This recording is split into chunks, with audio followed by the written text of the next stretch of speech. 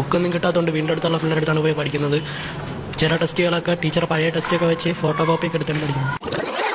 2016 പിണറായി വിജയൻ അധികാരമേൽക്കുമ്പോൾ എന്തായിരുന്നു കേരളത്തിന്റെ പൊതുവിദ്യാഭ്യാസ മേഖലയുടെ അവസ്ഥ? ഓണപരീക്ഷ എത്തിയിട്ടും പാഠപുസ്തകം എത്താത്ത ഒരു കാലം. കുട്ടികളും അധ്യാപകരും രക്ഷിതാക്കളും ഒരുപോലെ വലഞ്ഞു. 2013-14 DISC റിപ്പോർട്ട് പ്രകാരം കേരളത്തിലെ 71% സ്കൂളുകൾക്കും കൃത്യസമയത്ത് പുസ്തകം ലഭിച്ചില്ല. വകുപ്പുകൾ പരസ്പരം പഴിചാരി. ലോകായുക്ത വരെ അന്വേഷണത്തിന് ഉത്തരവിട്ടു. ഏകദേശം 4000 സർക്കാർ വിദ്യാലയങ്ങൾ അടച്ചുപൂട്ടലിന്റെ ഭീഷണിയിൽ. സാധാരണക്കാർക്ക് ആശ്രയമാകേണ്ട സർക്കാർ വിദ്യാലയങ്ങൾ അടിസ്ഥാന സൗകര്യ വികസനങ്ങളിൽ ഉൾപ്പെടെ ഏറെ പിന്നിൽ. നാട്ടിലെങ്ങും പ്രതിഷേധം.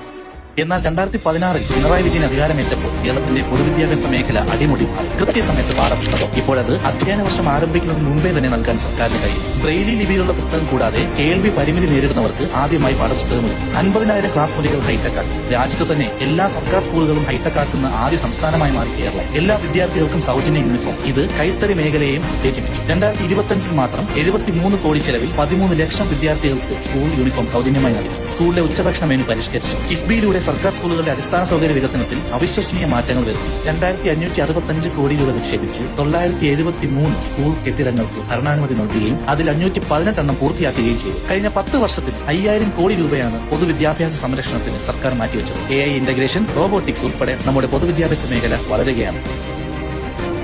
പൂട്ടാനിരുന്ന സ്കൂളുകളിൽ ഇന്ന് കുട്ടികൾ സന്തോഷമായി പഠിക്കുന്നു.